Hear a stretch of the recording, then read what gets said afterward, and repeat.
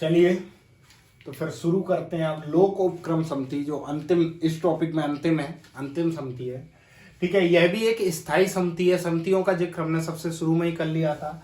इसका गठन 1964 में हुआ था। 1964 में कृष्ण मेनन समिति की सिफारिश पर। अब यहां पर आप देख लीजिए कि कृष्ण मेनन समिति कैसी समिति है? अस्थायी समिति है।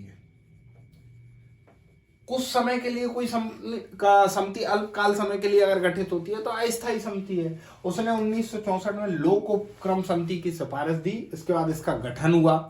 लोक उपक्रम का मतलब क्या होता है? उपक्रम कहीं ना कहीं हम संसाधन बोल सकते हैं। लोक यानी सार्वजनिक, मतलब ऐसे संसाधन, ऐसे उपक्रम जिनका स्वामित्व सरकार के हाथों में हो या जिनका संचालन सरकार करती हो, ताकि ज्यादा से ज्यादा लोगों का जन कल्याण हो सके, उन्हीं को हम लोक उपक्रम बोलते हैं।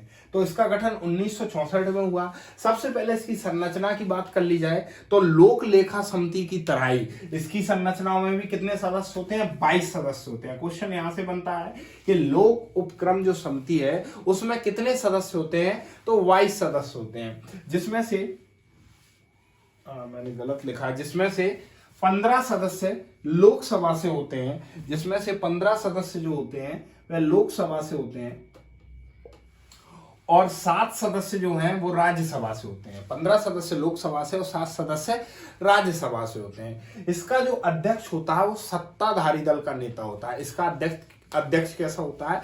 सत्ताधारी दल का नेता होता है। और इस अध्यक्ष का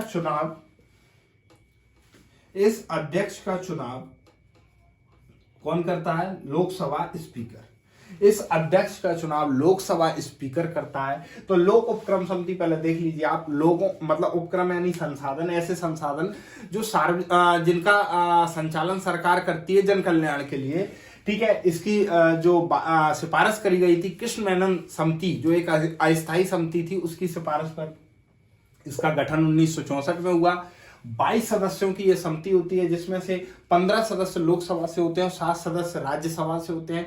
इसका अध्यक्ष सत्ताधारी दल का नेता होता है। इसके साथ साथ इसका जो चुनाव है, अध्यक्ष का चुनाव, सदस्यों का चुनाव एकल संक्रमणीय की मत पद्धति, अनुपातिक प्रतिनिधित्व की एकल संक्रमणीय मत पद्धति के द्वारा होता है सदस्यों का चुनाव। और अध्यक्ष का चुनाव कौन करता है? लोकसभा स्पीकर, लोकसभा अध्यक्ष इसके अध्यक्ष का चुनाव करता है कि कौन लोक उपक्रम समिति का अध्यक्ष होगा। इसके बाद यह जांच काई की करती है? लोक उपक्रमों की। कैसे? जीवन बीमा निगम यह अपना कार्य सही कर रहा है कि नहीं, एयर इंडिया, भारतीय खाद्य निगम, इस तरीके के जितने भी लोक उपक्रम है जो सरकार के अंडर आते हैं, जिनका संचालन और उनमें संशोधन सरकार करती है, उनकी जांच करते हैं। इसके साथ सीएजी की रिपोर्ट की जांच की जाती है।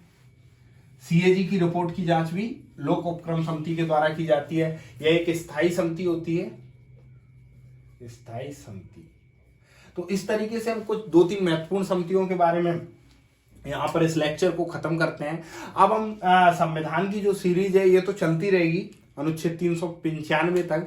इसके साथ साथ हम एक सामाजिक मुद्दों को लेकर एक सीरीज आ रही है, जिसमें हमारा पहला टॉपिक होगा कि प्रवास से लेकर जो क्राइम होता है उसके बीच की क्या ऐसा होता है कि एक व्यक्ति एक स्थान से जब दूसरे स्थान पर प्रवास करता है तो वह कहीं ना कहीं क्राइम को जन्म देने का कार्य करता है। तो इसको रिलेटेड हम अपनी जो सीरीज है समाज से लेकर उसकी हम शुरुआत करेंगे, जिसका पहला ही टॉपिक होगा प्रवास से लेकर क्राइम तक। चलिए तो लोक उपक्रम समिति को हम यहीं खत्म करते हैं। आपको नोट करना है, नोट कर लीजिए। चैनल को लाइक शेयर सब्सक्राइब जरूर करिए।